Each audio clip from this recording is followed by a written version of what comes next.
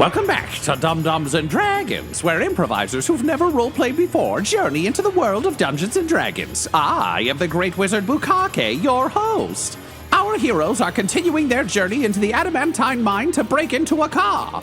Juniper tried to make a map of their progress before Butthole accidentally destroyed it, and Reginald talked Quinny into trying to save Doc Huckleberry, who had been taken by Murder Gerbils. Now that Huckleberry is back, can they survive the tide of monsters following him? Find out next on Dum-Dums and Dragons. Quinny, you are currently dragging Doc Huckleberry out of a deep, dark place. He is rather fucked up. He is missing some of his sweet robot arms. And he's just told you, after whipping a gun down this crevasse, that more gerbils are on the way, or at least the one he saw is around. Now, keep in mind, you really are like literally between a rock and a hard place here. You climb down part of the sort of massive crack in the earth that the mining facility was built around. As you'll recall, we're in a mine of some sort that has been long since abandoned, and we're kind of in like one of the because I've been thinking about Kickstarter a lot lately, stretch goal areas of the mine. So definitely not kind of the main site, but an area that's been expanded into. And so there was kind of a chasm that you managed to kind of climb down. You tied a rope to yourself, you turned invisible, and you leapt down into the chasm to go after Doc. So that's currently where you find yourself. He says there are more. It's kind of hard, even just in here, like you would be hard pressed to tell numbers here at all. Like this is, he's said that there are more coming, but whether or not that's true is anyone's guess, aside from mine and my fancy DM's notes. But nevertheless, you are in a not great position, particularly for someone who likes to be a sneaky boy. So because you took the time to prepare, you've got a rope around yourself. You sort of took the time to wriggle in there and get to him. So it's not going to be too hard to get him out of here and out of here quickly. But I will turn it over to you. What do you do? Remind me again what kind of creature Doc is. Is he a goblin? You think so? So he was part of Mog Crankshaft's crew. Yeah, he was not from Cornucopia. No, but no, definitely not. Yeah, No, he was not the kindly doctor that Juniper spent some time chatting with. About an unknown condition. Like 12 fucking episodes. Anyways. He's just the same guy with a shitty mustache. Oh, yes, hello. So he looks vaguely goblin-y, but in the way that, like, one of the things I've always loved about kind of the Old West is, like, a lot of characters, it's like, are you old or have you just lived a life, you know? And that's kind of what you get from Doc Huckleberry. Like he's always kind of under the brim of his hat. He's got, his villainous kerchief. So you haven't really like, and he looks rough. Plus he has robot arms, so he's had some work done. So you're not entirely sure. Okay. But he's definitely goblinoid. Okay. He's of an appropriate then size to be a goblin. Yeah. You're not dragging a massive person. And honestly, without the Dr. Octopus 6-shooter arms, he is an easier lad to lift. Okay. Then we'll start with that, where I will basically I'll kind of grasp my arms around his torso, tell him, Doc, hang on tight, and then I'm just going to start tugging on the rope repeatedly, hopefully indicating to pull on the goddamn rope. I think Reginald and Butthole are crafty enough to be able to solve that code and thus be able to assist up top on just a couple of Robert Langdons up there, just cracking those codes. Can I get a strength check from you, Butthole? I'm just gonna have Butthole roll it since he's the prime character, but I'll give you advantage because it's you and your brother doing the work. That is a 12. 12. All right. So you begin to pull. Unfortunately, you're at one of those weird angles where it's like the rope goes off the chasm, down the chasm, and then into a hole. So if you pull, it's not like you're pulling directly up. You're kind of like unplugging a wall and then dragging up. So I'll say between that and Quinny, I assume you're helping by like kind of like scrabbling along as best you can. Yeah, I'm not just gonna go dead fish kind of thing. I'm trying to get them up. I feel like that you know their arms could use a bit of work. They've been skipping arm day, so I'm just gonna make it tough. Yeah. And just for the record, before things go down, Mrs. Paisley is like keeping an eye out on surroundings, but she's ready to forge documents if needed.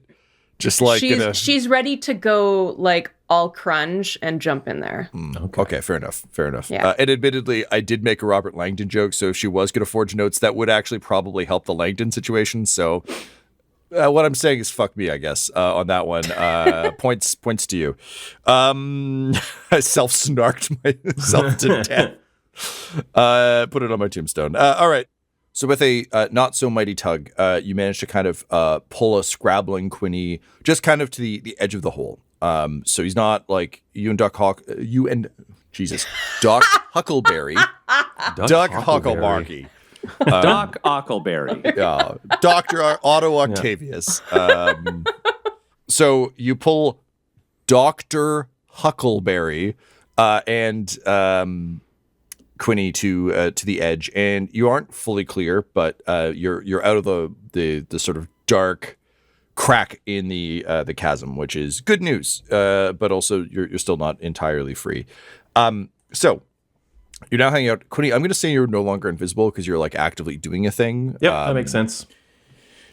And what I could use from all of you, please, is your passive perception. Just a flat 10 for me. Flat 10 for Quinny. 11 for Mrs. Paisley. Reginald is a 9, but Butthole is a 15. And Laura, I gotta ask, is Mrs. Paisley's different than Juniper's? No. Okay. It's the same. That's good. As a player, that seems like the right way to do it. That would be exhausting. All right, cool. Very cool. Thank you. Okay, so Quinny, can you roll me a perception check, please?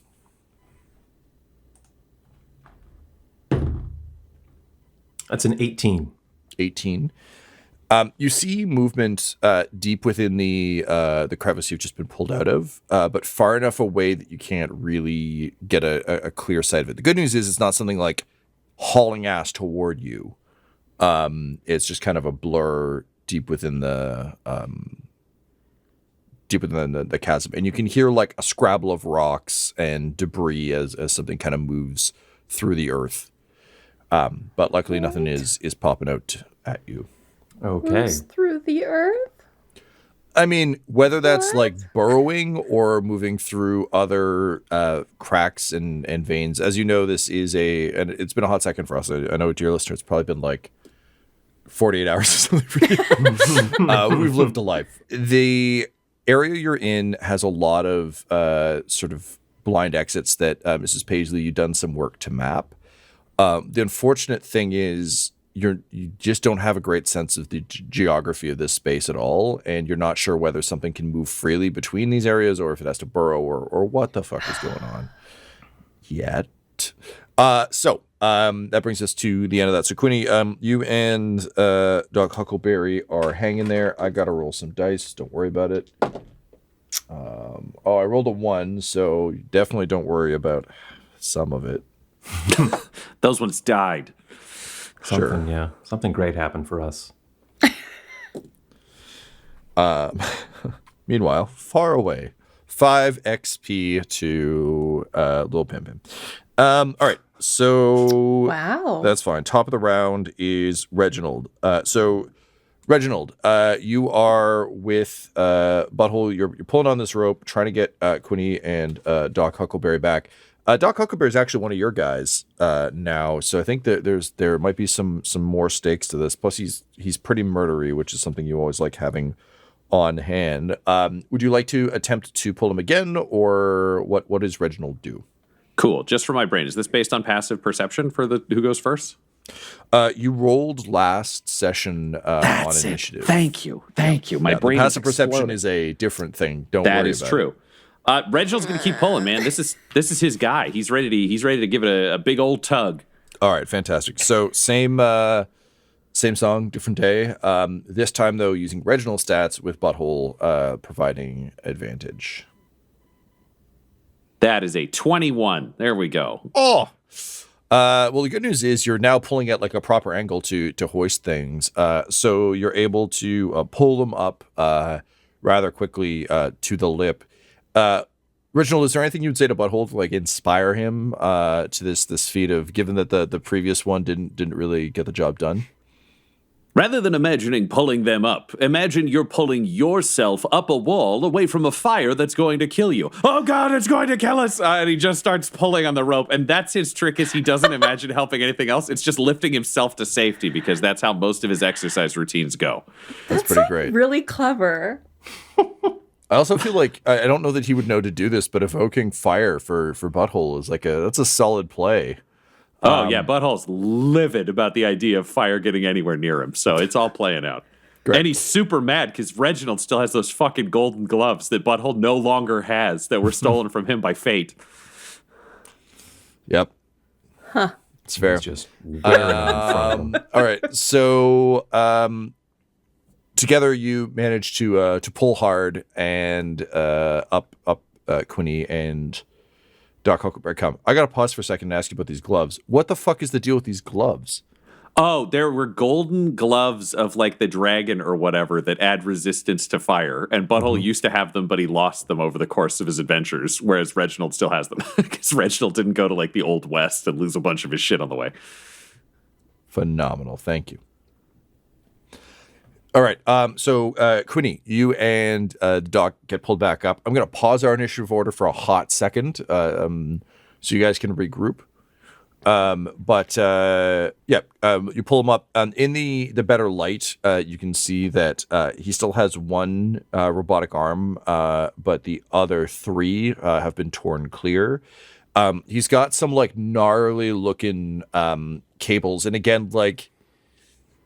Faerun isn't great. It has technology, but it's not like, if Dr. Octopus had an arm ripped off, and he's like, oh yes, clean cabling. Like, there's some pretty gnarly shit sticking out of the side of this guy. And you can see that he is slick with that black blood. It's not just kind of what he coughed up. He's actually a lot slimmer, and just in terms of like body profile, with all the extra bulk of like, his good, the bad, and the ugly poncho and his gun arms. It adds some sort of heft, but without that, he is just kind of a lean guy with a lean, mean Old West, but not from dumb Faerun Old West kind of guy. But nevertheless, he kind of manages to get up on one knee. Butthole, I think at a glance, like he's definitely lost a bunch of HP, but he's not on death's door. Great, but Butthole would still slap a little bit of healing on his guy risen from the depths. So he'll cast Cure Wounds at level 1. He'll just give him a little blast of fart magic, which will heal him for 18 HP. Oh, hell yeah. All right. He is looking much hardier.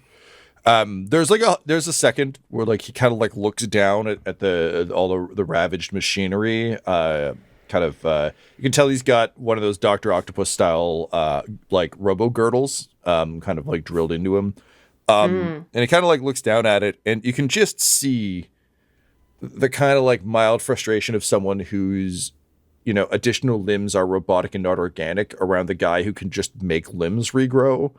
There's just a mild frustration of like, fucking, of course, like, there's plenty of cabs, but what I really need is a bike, Sorry that I can't do the robot arms. That's kind of beyond me. All right, so you're here now, Doc. It's good to have you back. Now, report on what you saw. Did you see the whistle? Do you have the whistle? And he says, yeah, no whistle, more just, jagged teeth and pain. And sir, please don't worry about the arms. I'm bummed about them, but I felt like I was bloodied a moment ago, and now I'm feeling better, almost as though that gross fart thing you just did there that really put some smelly wind in my sails. But yeah, listen, no, I didn't. I listened real hard for the whistle, having heard it in various forms, but there was no whistle. Just something grabbed me, lunged at me, and it was all over the place, man. Like it figured out I was trying to hurt it pretty quick, and that's when it started taking my arms off. But it didn't. It seemed to be moving on instinct, not on, strategy or plan. It didn't seem like anyone was controlling it. You were snatched away from the doorway, like in the blink of an eye. Were you taken somewhere, or? Oh yeah, no. That thing grabbed me and it dragged me down the side of that chasm into the rock. I think it was taking me back. I don't know, into the darkness to eat me or something. I don't really know, but it dragged me down that way. But you said it didn't hurt you until you hurt it? Oh no, it was already biting. It just when I was hearing about that there gerbil master, with his flute, I was thinking like, I wonder if he'll just have immediately go for my guns or what have you. But like, I took a hell of a chunk out of my leg before it went after my guns. So it didn't seem like, it felt like an animal. It felt like being attacked by like a real vicious animal, like gerbils do. I don't want to say it didn't have intelligence. It seemed to have animal intelligence. It knew how to hurt me really good, but I didn't sense a tactician's hand, Then Butthole reaches up and just scratches his chin for a moment, thinking, and says, "Well, I mean, Quinny, you can talk to animals, and I can talk to animals. Yeah. What if we try negotiating with the gerbils?" I mean, it's not a ridiculous idea. Okay. Do you want to yell down the hole to the gerbil? Yeah, just, heads up. If it's some sort of unspeakable, abhorrent beast, speaking with animals, that's not a one-to-one thing. If it's not an animal and it's a monster, we're out of luck. So just heads up. I'm going to yell and give away our position to something that may want to kill us instead of talk to us. That does I'm make do this it now, though. a tougher choice. But we do have 2 hammers, so I mean, how can we go wrong with 2 hammers? I don't know. I'm up for being the bait, so to speak, and calling this creature out and seeing if we can just talk. I'm fine with that. But just get ready for a fight if that doesn't end up happening. Okay, I mean, I think I can be ready. And we can check. If the gerbil comes out and it's successfully slain, perhaps it'll have the marker of its master on its collar. If there's a 1-to-1, like maybe it has one of the same gerbil masters as from my world, I could recognize it and then use strategy to defeat them. Sure. Yeah, let's keep our fingers crossed for that. And I'll activate beast speech. Give me speak with animals as a free action. And Nice. over the edge of the chasm, I'll just say, hey, we come in peace, all right? So just kind of cut it out down there. Calm down. We just want to chat. All right, can you roll me? Let's go with.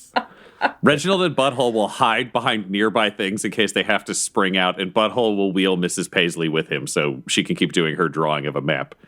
Dope. I think she's given up on the map at this point. Like there's kind of more pressing stuff going down. Okay. But she will allow herself to be wheeled. Yeah.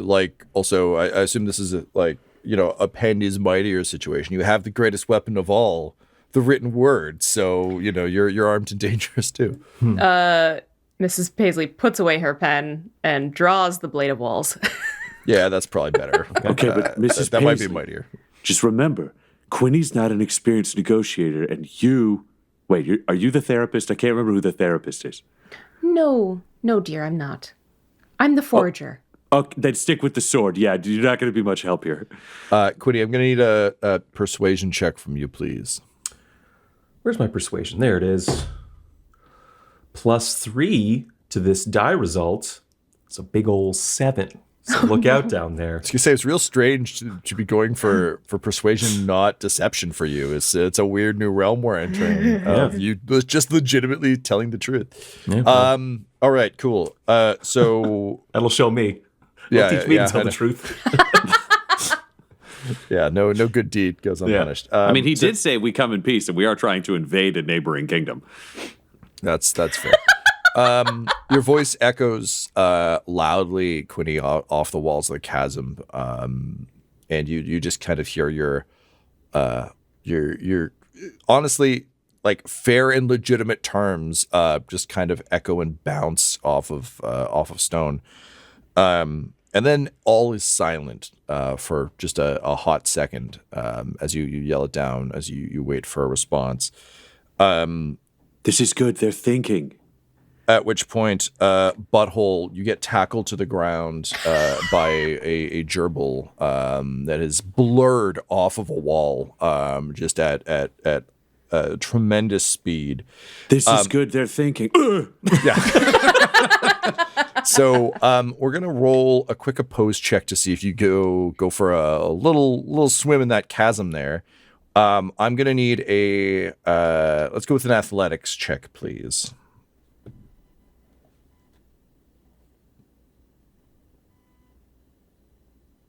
That is a 7.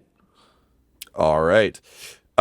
This thing hits you like a ton of bricks, and I think because you were in your standard hello new friends mode, you were like ready to fuck some shit up. You just wheeled Mrs. Paisley to safety, but I think between like confirming that she isn't Dr. Martha and then turning around to give the kind of advice that they're thinking, you just weren't ready. Caught flat-footed.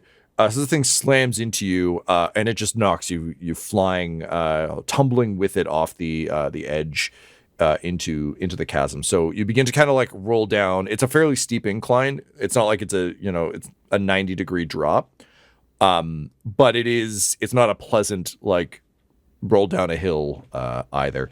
But you're a big boy full of armor, so you'll probably be fine. Cool. It is going to attack you. You get your first real proper look at this thing, and again, I think we've described it a bunch from the Grim Psychometry, but like up close, this thing is fucking gnarly. Like this is some proper like Stan Winston on a B movie. Like, how can I make something truly horrific for like $8 kind of rat, like naked mole rat monster thing? And of particular note, Butthole, since these are coming directly at your face and arms and like assaulting you, you can see that its mouth is full of broken teeth. So this thing has like those big, gnarly like chompers, but they're kind of like broken and ragged. Which is just generally unpleasant. So it's going to take two quick bites at you. Let's go ahead with those. What's your AC right now, bud? 23 if I've got a shield, 20 without. I would have had it out, but I'm falling down a cliff, so probably not. I would say 20. Yeah, 20 seems reasonable to me. Okay, so one sec. Wrong stat block. Get your stats right, Tom. Boop. Okay, great. So one will hit. The other one bites squarely and like absolutely hits. But the one bite, but it hits your armor. Like it goes straight for kind of like almost like where your heart is. And you just feel like teeth crunch against the armor before the next one gets a bit of your flesh. So this will be 13 points of damage. Okie dokie. And you're going to take an additional 5 from the fall as the fall begins. Cool. Great. All right. Into initiative order. Just as a reminder, since we did roll initiative a little while ago, at the top of the round is Reginald. That was a surprise round. So we've got Reginald, Quinny, Butthole, and then Juniper. And there might be some gerbils in there. Don't worry about it. Reginald, you watch Butthole get tackled and knocked off the ledge. Again, he hasn't gone too far, so you could probably attempt to get after him if that's what you're into. But you're also a cool, spooky coward, man. So, like, I have no idea what the fuck you're gonna do. I don't know how your character works. Tell me what happens, Ryan. Yeah, Reginald just sees the healer and the guy who can bring people back from the dead fall off a cliff. That guy's more important than anything. Reginald knows if he goes over the cliff and can somehow make Butthole survive, he'll live forever. So Reginald just grabs the end of the rope, loops it around a forearm, and just fucking dives off that cliff immediately after Butthole. So does that mean I'm coming with him? Because I'm on the other end of that fucking rope. That feels like a Quinny problem. God damn it. Freaky Friday got a cool remake. You're just doing it again, but this time you're tethered together. It's the old handcuff to each other. I was going to say, technically one end is tied to the one thing, one end is tied to you. So let's say he loops it in the middle. There's a little bit of both. So if I understand correctly, Reginald, you are tying like the middle of you're just like securing yourself in some way, shape, or form to the rope. You're not like taking the anchor part of the rope. No. Man, that was the much funnier version, and I'm bummed, but that's okay. You know what? He doesn't have time. He honestly, if he had time, he'd probably do it and not think. You know about what? It. But he can't let Butthole fall off a cliff. No, I buy that argument 100%. Okay, fantastic. So, Ryan, I'm inclined to say this is either athletics or acrobatics. It's up to you how you think Reginald would do this. Athletics. If he's athletics, yeah. Right. I don't think he has an acrobatic bone in his body. This is just a giant man in plate mail just swan diving down to try to grab somebody else. Second you said acrobatics, I imagined him like an Olympic diver. That's on, what I was the thinking. 3-meter platform and then like doing like a layout and a flip. And I was thinking Pierce Brosnan jumping off the dam in Goldeneye. I'm picturing Bruce Wayne sliding down that hill in Batman Begins trying to catch Ra's al Ghul. So yeah, honestly, that's what I was thinking of when I thought about Butthole going over the edge. So thank you for getting what incline I was talking about, because literally I was like, yeah, like a Ra's al Ghul incline. Yeah, great. Ra's al Ghul. Okay, great. This scene was directed by Chris Nolan for IMAX. Great. So give me that athletics, please. That's a dog shit roll, but he has inspiration, which he will use to save his savior. Slightly better, 18. 18? Yep, that'll do. So you leap off, and you manage to get an arm on Butthole's arm, or maybe his shield. Maybe that's why you didn't get to use your shield. Like you grab the shield, and it very much is one of those like any of the Fast and Furious movies where like they were a little too jacked, where they grab each other's forearms, and it's a real like we have muscles pull. You don't have full control of him, is what I'm really getting at. It is just like a brute force. You have him, and then what happens on his turn will determine how successful that is. But Reginald, in terms of like what you are capable of doing, you've done the best you can. Quinny, roll me an acrobatics to see if you go back in the drink. The dry drink. That is a 35. I don't know why you made it an acrobatics, Tom. That's like telling him he can stay up there. 25. It's only 25. Quinny builds a house, and he is safe within that house. The rope is concreted into the foundation. Yeah, look, sometimes I have to ask for dice rolls even when it's bonkers, although I forget that you guys can get it. It was only 25, so you must have rolled a 2 or something. So that's fine. So you managed to stay up as the cable like coils past you with the linebacker who just ran by and jumped. Cool. All right, so that is that. Quinny, it's actually your turn. You land safely, having had to flip backward, and I'm sure your like feet dragged along a little bit. It's very much one of those like Platinum Games moments where everyone's like sliding around looking cool. But yeah, you managed to stay up. In terms of what's going on, that one attacked. Based on what you know or can see, there's no way that this one is the same gerbil. Yeah. It wouldn't have been able to come from above that quickly. Well, I'm going to untie the rope from my waist and approach the ledge and look down so we can get proper idea of like dimensions and what these things actually look like. So what am I looking at down here? Yeah. So as we kind of described them before, the grim psychometry got it. It is a I think like a Komodo dragon-ish size, so fairly big. Very much a sort of naked mole rat situation, so that like Mr. Bigglesworth skin, but that's kind of like a sickly pinkish, with red spots, that kind of nonsense. Big snoot with the sort of jagged chomping teeth. Like little tiny beady red eyes. Okay. And just like random patches of hair and fur. It does have fur in patches. Okay. Like almost not. Sorry, first part of the wrong term. Think almost like whiskers growing out of its shoulders and back and stuff. Like these things might have had fur once in their evolutionary cycle, but they don't anymore. Enough tufts to be grosser than if it was just skin. Yeah, exactly. Yeah, just one layer grosser. I mean, if we want to talk function, because they live underground, they don't really have a huge need for it, and just kind of gets in the way of moving through. But yes, assist them in general location and such. So that's what you see. And this thing is entangled with Butthole. It tackled him and it's on him and whatever. Yeah, attacking very much in the way that something who's only real. Like it's got big, scrabbly, almost mole kind of like hands for like scrabbling through dirt and climbing, that sort of thing. So it does have big sort of hooks that's also like scratching at him with. And it's it very much like.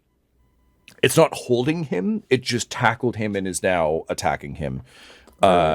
Weirdly, I'm so sorry. My best parallel for this is like Weird Al does a lot of jokes about getting attacked by weasels. And it's that kind of thing. Like if you threw a weasel at someone, this is what it would do. Like it's just on him attacking. You get the sense that it's not dragging him away like Doc Huckleberry. It's just attacking the shit out of him. Okay. Then with beast speech still activated, I'm going to say, "Hey, I said knock it off!" And I'm going to fire Eldritch Blast. 2 blasts. The warlock side of you has entered the chat. Yeah. All right, go for it. This is going to be +8 to hit, so that's a 10 on the first one. Is that going to hit? No dice. And a 17 on the second one to 17 will hit. Okay. 1d10, so that's 9 damage, and it's repelling blast, so it gets pushed 10 feet, pushed off of Butthole. And sorry, you said 10 damage? 9. 9 damage, all right. I'm blasted 10 feet. All right, so it just goes like hurtling off him down the chasm. You notice it bounce twice, and then it gets its claws under it, and as soon as it gets the claws, it moves at that like rapid like flash speed and just immediately disappears into one of the cracks. But Butthole, you are free and clear, which is great. Quinny, we'll say that's your action. You still got your minor and your move if there's anything else you want to attempt. No, I'm going to stay there at the ledge to keep an eye on over there, and then I can also turn around and see things behind me too. Okay, great. That brings us to a dice I need to roll. Mrs. Paisley and Quinny, could you please roll me perception checks? 13. 19. 19. Cool. Neither of you see anything, which is a bummer, because Mrs. Paisley, it would have been great to see the I got 19. I know. Fuck you, man. I rolled 18 and then added stuff. So that means that these 2 middle fingers just come up from the bottom of my screen, and in an audio medium, you can hear me saying that they are there. Just imagine them and the look of smugness on my face as a gerbil just fucking barrels right at you there, Mrs. Paisley. Lovely. It is going to leap at you and take 3 attacks. What's your AC? 21. 21. Okay, so that is 2 hits. One is with claws and one is with bite. And then the other one that you managed to bat away with your sword is the other claw, as it kind of like does the leaping pounce. Leaping pounce situation, as it were. All right, let's go with this. Oh, I underrolled against Butthole. That's fun, but that's fine. Okay, so that is 12 points of damage from the slash, and from the bite, that is a further 15 points of damage. No. Unlike Butthole, this one isn't trying to barrel you off the edge. From the direction it was coming, it seems like this was the most expedient way to attack you. None of you are analyzing his tactics, but if you were, you'd get the sense that the other one wasn't actively trying to knock him into the hole. It just happened to be, that was the trajectory. Great, so you were locked in combat with that gerbil.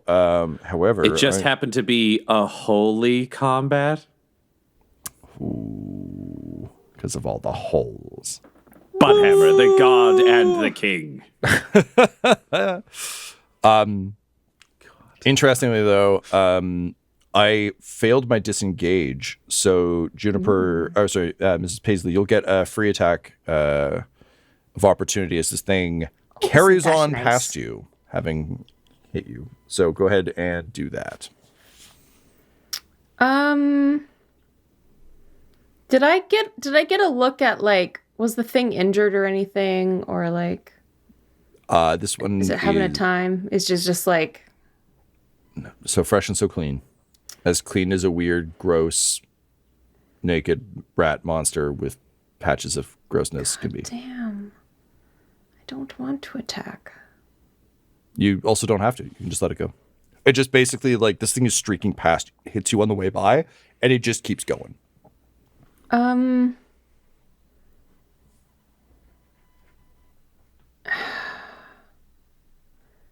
I'm not going to attack. Can I use the opportunity though to, like, cast Speak with Animals? Or not cast or put up my spider legs. It's not really a free action. It's really more of a, like, you can That's fair. That said, I think given that if I'm not mistaken, you want to use Speak with Animals to, like, try and reason with this thing or understand it, right? Yep. So I would argue that in the greater scheme of, like, how we consider combat in our, like, weird Calvin Ball version of D&D, that's kind of the equivalent of an attack for you. It's just it's a social combat attack, not a, like, Mortal Kombat attack. I also think it would be reasonable to think that you cast Speak with Animals probably around the same time Quinny did. So yeah, if we assume that, you can spend 1 point of stress to have done that. It's back, Yay! baby. You can spend 1 point of stress to have cast it at that time, which I think also just makes logical narrative sense. Yeah. Great. Cool. So yes, you can use your attack of opportunity to say something to it as it goes by. I don't want to hurt you. Do you need some help? And it bolts away up a wall and into one of the alcoves. Butthole, you have just had a gerbil blasted off you by Quinny. Granted, one of his Eldritch Blasts also pinged off your shoulder pauldron. Like, that's what armor's for. And it's still no Alan missing. So you are Reginald's got your shield. So he's kind of doing a Captain America pull. You're hanging off of that. What do you do? Butthole's going to try to climb back up. He's just going to look at Reginald and be like, it turns out we're doing that thing that you said we should pretend to do up there, but we're actually doing it now. Or the gerbils will kill us, which is the thing to just get Reginald paranoid enough to lift really good. I like it. I like the callback. I appreciate it. Let's go with an athletics then, with advantage, because this is a bad pull for him, but you have evoked the fear of gerbil murder, which lives large. That is a 10. 10. You neither rise nor fall. You are Schrödinger's butthole, just stuck between the state of possibly going up and possibly going down. Between a fart and a shit. Yeah. One holy rising us up, the other less holy falling down. Dropping us down. Yeah. In either case, slimy. We can live with that delightful image as we move on to the next gerbil. God. That's not a nice thing to call Quinny. You don't see anything. Sure, it'll be fine. Mrs. Paisley, you watch the blur of the gerbil you were trying to talk to as it disappears. What do you do? I activate my spider legs. And I want to climb down and follow the trajectory of the gerbil. So the one that attacked you went up. It went up. Up into a wall. Well, disappeared into a luckily, wall. I don't have to make any checks when I'm climbing with my spider legs. See, that would be true, except you rolled a 1 back when you rolled initiative, and these things have costs down the road, don't they? So go ahead and roll me I won't make you do it at disadvantage. Oh, come on, buddy. But, I think this is probably acrobatics or athletics yet again. Tom isn't physically raising 2 middle fingers in frame, but he's got the same smug smile, just for the audio medium, One of these days, our episode is going to sound like, with Laura as the editor, it's going to sound like Tom saying, like, and Laura rolled a natural 20. He's just going to be jumping all over the screen in the YouTube edit and stuff like that. Yeah, it's going to be that things like, I'm dumb, and when I've already like to spell my pants. Yeah, yes. exactly. Yeah. Tom died on his way back to his home planet. I, Schrödinger's butthole. Laura, correct. Oh dear, that's a 9 athletics. In a tremendous feat of consequence for rolling a 1, you take off with the spider legs of the chair. And immediately, as you start to go up, the wall begins to just like crumble as you go, and you just go like halfway up, and then just slide awkwardly, robo legs flailing down, and kind of like your back slams against the back of the chair, and you get the sense that next turn you'll be able to climb that thing no problem. But for this turn, you have that look on your face that you have on your face currently. And Reginald watches you fall down the wall, and he looks down to Butthole and says, I was going to be mad that she didn't help us, but having seen that, I'm kind of glad she didn't. Which brings us to the next gerbil, who also rolled a 1. So in fairness to all involved, it falls out of the wall and onto Mrs. Paisley's wheelchair. Tom's version of fairness. Yeah. Somehow Laura still loses. Yeah, it just like That's what the dice require. Back underneath Strahd's castle, like Alan just gets decapitated by a gerbil for no reason. I wonder if Juniper's going to die again this arc. That'd be fun. Look, I mean, we don't want to repeat story beats, or do we? Well, listen, you sons of bitches, I got some good news for you. In a wall off to your left, from one of the alcoves that you've seen kind of from Mrs. Paisley's etchings, you hear a gunshot, a loud gunshot that kind of echoes off the walls, and a screech of pain, and Doc Huckleberry just like looks up and he goes, "Oh, that sounds like Amanda." And you realize that the gerbil that took the robot arms has managed to shoot itself somewhere in the walls, so it takes some damage. It's still up, but I rolled very well in the damage. I legitimately thought for a second he had named the gerbil. my brain was he found someone named Amanda, or he knew the gerbil he fought was named Amanda. Your version makes so much more sense, but it took me a minute to get there. Honestly, I must admit, I like. Are these just people trapped in gerbil bodies? Oh, no. Yeah, you're actually fighting the Animorphs right now. Like you're gonna kill Tobias in a few minutes and feel just fucking ill about it. No, I'm not. I told him to knock it off. Quit it, Tobias. Too many yerks. Why you gotta half do horse. this, Tobias? We told you to knock it off. Okay, this is bugging me, but I have to say it. They're not etchings, they're rubbings. And I thought about it afterwards, like, no! Okay, yeah, no, man. you're right. You're right. I'm so sorry. You're right. I just No, that's have good. to let listeners know. I know it's a rubbing. It's a shame you don't know the editor. It sounds like something that could have been fixed in post by someone, but it's cool. It'll just be etched in our minds. Sorry, I'm rubbing it in now. To Butthole, they will always be etchings. Yeah, he doesn't know any better. It's like the shadow puppet sex he learned. He'll just go through the rest of his life being like, oh, good etching. And then later on, kids, we can all go to a graveyard and make etchings. Don't deface tombstones, Mr. Butthole. No. Etch the things you see. And it's just Butthole with a chisel just carving the sunset into random gravestones. It's just children crying as they like tap it. And that's pretty good, except for the crying. Yay, validation. All right, so the gerbil takes a fuck ton of damage from Amanda somewhere. That said, clearly it has gone from way down below you to somewhere up near you, so they are finding a way through the walls, which is a bummer. Which brings us to the top of the round. Reginald. Reginald is just trying to climb up this thing. So all he does is he looks at his flaming warhammer over his shoulder, and he just pictures himself trapped halfway up a tower with that fire directly behind him, and it is coming for him. And every time he pulls, the fire's just as close, so he has to hurry, and he's just trying to fuel himself through panic to do something heroic. He's using his cowardice as a tool to push him forwards. I like it. Okay, so yeah, go ahead with athletics then with advantage. Run from that fire.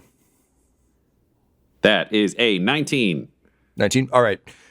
With the imagery that Dr. Martha will no doubt want to unpack soon, of being chased by your own weapon up a tower, you manage, Reginald, to pull with all of your cowardice and drag you and Butthole up onto the ledge.